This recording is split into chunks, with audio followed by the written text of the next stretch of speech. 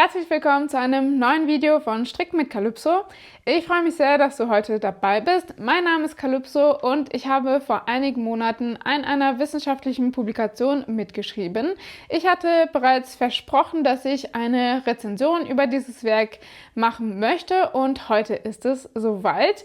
Ich habe das Werk einmal physisch gelesen und einmal auf dem Bildschirm überflogen, sodass ich heute einen insgesamt guten Überblick über das Werk geben möchte, einen inhaltlichen Überblick geben möchte und auch meinen Eindruck euch erzählen möchte, wie ich das Werk also so fand. Für die Inhaltsangabe werde ich mich an den Aufbau des Werkes halten, damit es für alle am einfachsten zu verstehen ist. Und der Titel lautet Fair Fashion, Interdisciplinary Perspectives in the Context of Social, Ecological, Economic and Cultural Sustainability. Zu Deutsch faire Mode, interdisziplinäre Perspektiven im Kontext sozialer, ökologischer, ökonomischer und kultureller Nachhaltigkeit. Die bibliografischen Angaben zu dem Werk findet ihr in der Infobox ganz detailliert und auch einen Link zu dem Werk, denn man kann das Buch einfach als PDF herunterladen, kostenlos über den Transcript Verlag. Den Link dazu findet ihr in der Infobox. Solltest du das Werk doch lieber gerne physisch lesen, so sieht das schöne Buch aus mit dem Cover vorne, hinten und wie du siehst, ist es kein extrem langes Buch. Es hat ungefähr 230 Seiten und ist sehr angenehm zu lesen. Fangen wir mal mit den Eckdaten an.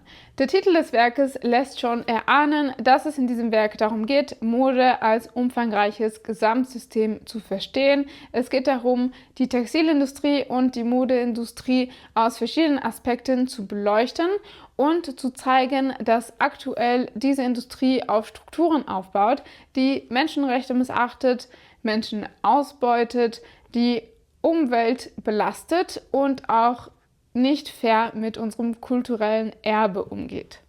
Die Beiträge in diesem Sammelband bieten Lösungsansätze, um die aktuelle Modebranche zu verändern, zum Beispiel durch Lösungsansätze wie Fairtrade, Handarbeiten oder Kreislaufwirtschaft. Dabei behalten die Beiträge einen kritischen Blick und versuchen der folgenden Forschungsfrage nachzugehen. Wie gelingt eine Mode, die nicht nur ökologisch nachhaltig, sondern auch sozial und kulturell gerecht ist? Der Sammelband wirft einen kritischen Blick auf die aktuelle Funktionsweise der Mode- und Textilindustrie und versucht alternative Lösungsansätze wie zum Beispiel Fairtrade in den Mittelpunkt zu stellen. Die Beiträge wurden verfasst von Ökonominnen, Aktivistinnen, Designerinnen und Unternehmerinnen. Sie versuchen, einen interdisziplinären Dialograum zu eröffnen, der konzeptionelle Denkanstöße liefert und neue Handlungsspielräume eröffnet, ohne dabei die Herausforderungen dieser alternativen Lösungsmodelle auszublenden.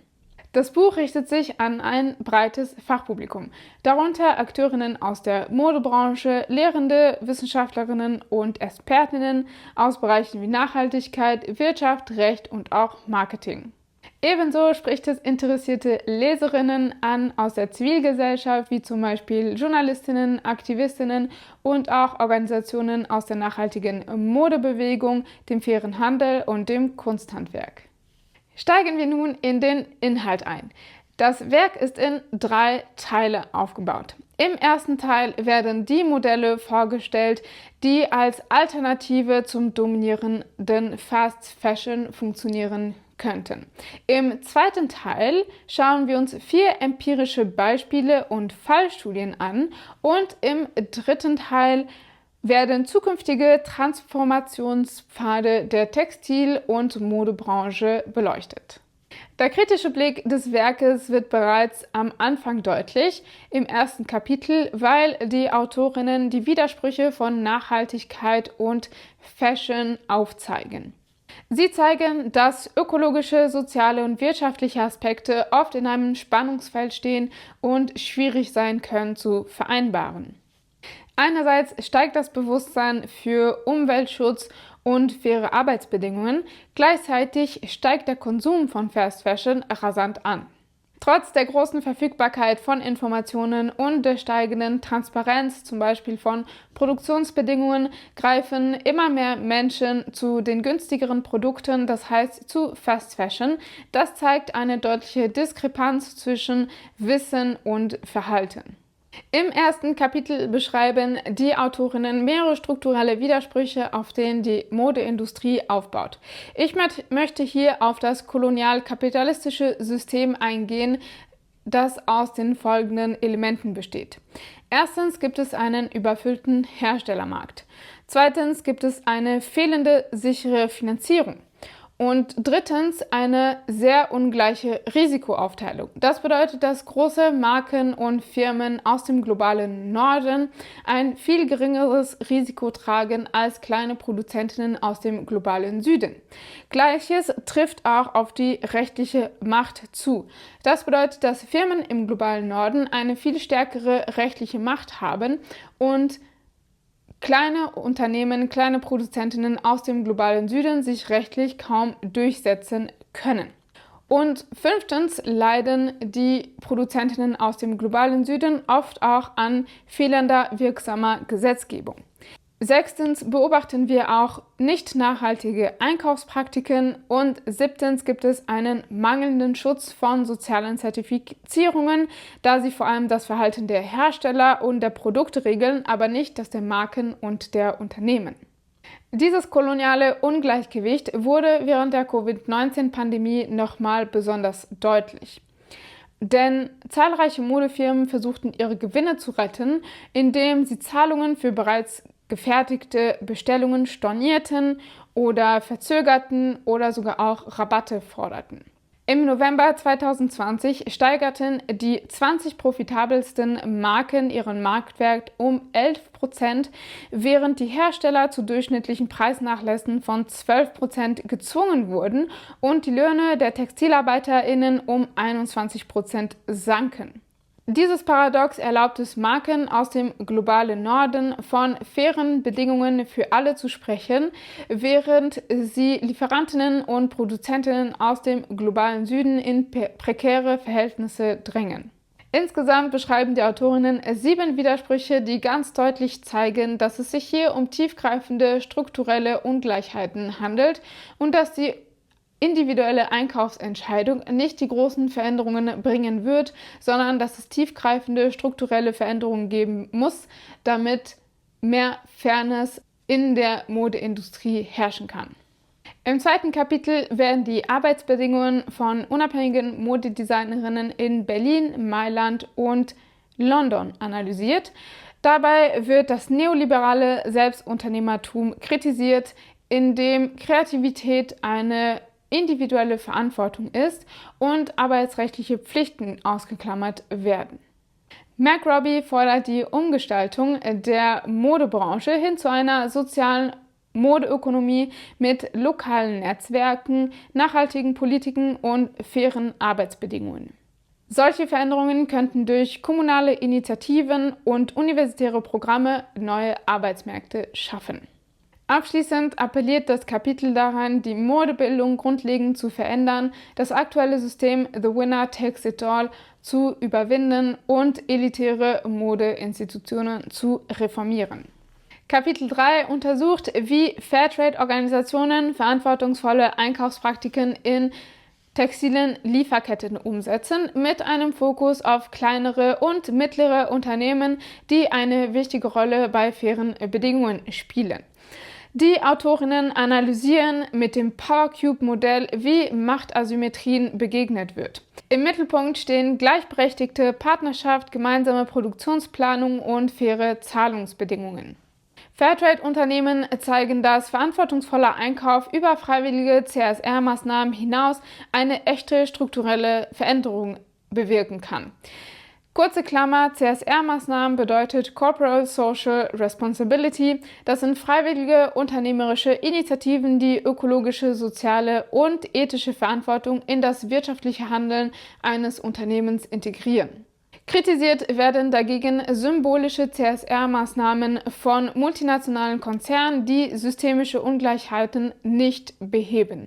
Das Kapitel schließt mit dem Fazit, dass Fairtrade-Organisationen, wenn sie gestärkt werden, eine umfassende Transformation zu gerechteren und ökologischen Einkaufspraktiken einführen können. Kapitel 4, mein Kapitel, das ich als Erstautorin gemeinsam mit dem Zweitautor und Herausgeber des Werkes, Philipp Kehnel, verfasst habe, verknüpfe ich die Ansätze von Fairtrade, Circular Economy und Slow Fashion, um einen ganzheitlichen Ansatz für mehr Nachhaltigkeit zu geben. Bei Fairtrade geht es vor allem um soziale Aspekte, während sich Slow Fashion und Circular Economy besonders mit Konsum und Produktion befassen. Das Kapitel zeigt, dass die Verbindung dieser drei Konzepte einen ganzheitlichen Ansatz für mehr Nachhaltigkeit in der Modebranche ermöglicht. Dabei wird insbesondere die handwerkliche Produktion hervorgehoben, die Qualität, Langlebigkeit und kulturelles Erbe fördert, als Gegenmodell zur Wegwerfmentalität der Fast Fashion. Trotz des großen Potenzials bleibt Fair Fashion Mode ein Nischenmarkt wegen der geringen Nachfrage und auch der hohen Zertifizierungskosten und der zum Teil komplizierten Zertifizierungsprozesse. In meinem Kapitel plädiere ich für eine stärkere politische Unterstützung und mehr Zusammenarbeit zwischen diesen Konzepten, um die Modebranche ökologischer, nachhaltiger und sozialer zu gestalten. Für mich war es wichtig, das Handwerk in den Mittelpunkt zu rücken und zu zeigen, welche Möglichkeiten es gibt, wenn man seine Kleidung selbst anfertigt. Statt das bestehende System weiter zu nähren, halte ich es für sinnvoller, sich Skills anzueignen und seine Kleidung selbst herzustellen. Nur mit dem Titel von meinem Artikel war ich nicht ganz zufrieden. Ich fand den Titel Approaching Fashion Differently nicht so ganz spezifisch. Leider hatte ich aber nicht mehr genug Kapazitäten, da mehr Kreativität einfließen zu lassen. Aber zur Bewertung kommen wir gleich noch. In Kapitel 5 knüpft Cynthia Lawson-Giamarilo an mein Kapitel an. Sie schreibt, dass der Kunsthandwerksektor zwar wichtige Einkommensmöglichkeiten bietet, aber auch strukturelle Ungleichheiten, unsichere Lebensgrundlagen und einen eingeschränkten Marktzugang mit sich bringen. Sie kritisiert, dass viele Fairtrade-Modelle existenzsichernde Löhne, Transparenz und echte Mitsprache der Kunsthandwerkerinnen nicht ausreichend gewährleistet. Für mehr Gerechtigkeit fordert sie tiefgreifende strukturelle Reformen, langfristige Kooperationen und ein Fairtrade-Modell, das Bildung, Mitbestimmung und nachhaltige Entwicklung stärkt, wo ich komplett mitgehen kann. Im 6. Kapitel wird untersucht, ob Fairtrade in seiner aktuellen Form kulturell nachhaltig sein kann, und die Autorinnen kommen zu dem Schluss, dass das in seiner aktuellen Form nicht der Fall ist. Botha-Meussen und Winkler kritisieren, dass Fairtrade trotz der sozialen und wirtschaftlichen Verbesserungen ebenso wie der konventionelle Welthandel in einem eurozentristischen und kolonialen Rahmen verbleibt, der externe Vorstellungen von Gerechtigkeit durchsetzt. Kulturelle Nachhaltigkeit hingegen bedeutet, Selbstbestimmung zu gewährleisten, die Rechte von Trägerinnen traditionellen Wissens zu bewahren und den gleichberechtigten Wissensaustausch zu ermöglichen. Die Autorinnen zeigen mithilfe der Cultural Sustainability Matrix, wie sich Fairtrade von kolonialen Denkmustern lösen und Produzentinnen in die Gestaltung von Handelsbedingungen einbinden könnte. Ein solcher struktureller Wandel würde es ermöglichen, ökonomische Gerechtigkeit und kulturelle Integrität gleichermaßen zu fördern. Teil 2 des Buches zeigt, wie faire und nachhaltige Mode in der Praxis funktionieren, anhand von mehreren Beispielen und auch, wo die Probleme liegen. Die Analyse von Zertifizierungen zeigt, dass sie tatsächlich für mehr Transparenz und Mindeststandards sorgen, aber nur, wenn sie wirklich aktiv und konsequent umgesetzt werden. Der Strength-Based Ansatz, sichtbar in Projekten wie Made 51 und Womencraft, verbindet handwerkliche Fähigkeiten, kulturelles Wissen und nachhaltige Materialien zu marktfähigen Produkten. Das stärkt Produzentinnen, birgt aber auch die Gefahr, dass kulturelle Authentizität verloren geht. Die Fallstudie zu Animana und Hecho por Nosotros zeigt mit einem digitalen Toolkit, wie Bildung, Rückverfolgbarkeit durch QR-Codes und die Zusammenarbeit mit indigenen Gemeinschaften neue Wege eröffnen. Insgesamt wird klar, nachhaltige Mode braucht tiefergreifende Reformen und kreative, kontextsensible Lösungen, um soziale, ökologische und kulturelle Ziele gleichberechtigt zu erreichen. Der dritte Teil des Werkes Fair Fashion richtet den Blick auf zukünftige Transformationspfade der Textil- und Modebranche und macht deutlich, dass eine nachhaltige Transformation nur gelingen kann, wenn ökologische Strategien konsequent mit sozialen und gesellschaftlichen Dimensionen wie Fairtrade-Prinzipien, regenerativen Konzepten und lokalen Initiativen verknüpft werden.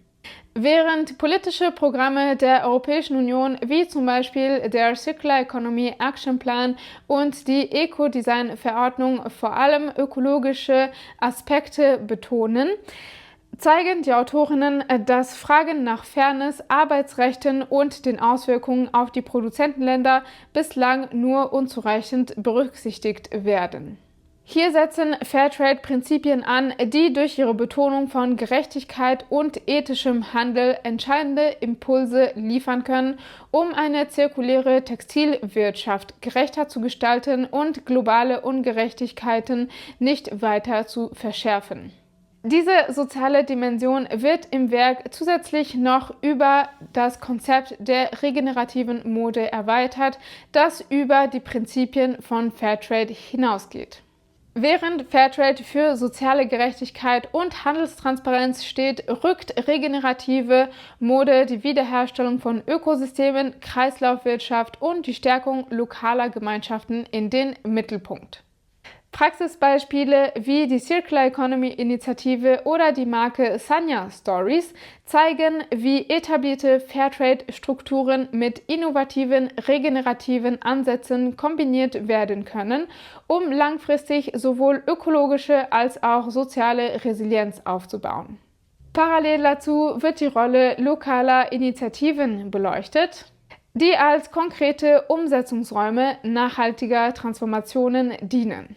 Am Beispiel des italienischen Startups Ex Novo wird veranschaulicht, wie Prinzipien der Kreislaufwirtschaft erfolgreich in lokale Kontexte eingebettet werden können. Hier verbinden sich nachhaltiges Handwerk, partizipative Entscheidungsprozesse und eine starke territoriale Verantwortung, wodurch ökologische Belastungen reduziert und soziale Verbindungen gestärkt werden. Solche Modelle machen deutlich, dass ein echter Wandel vor Ort beginnt, werfen zugleich aber die Frage auf, wie sich solche Ansätze auf größere Strukturen übertragen lassen. So, jetzt habt ihr einen guten Einblick über die Inhalte bekommen und nun möchte ich versuchen, eine kurze Analyse und Bewertung abzugeben.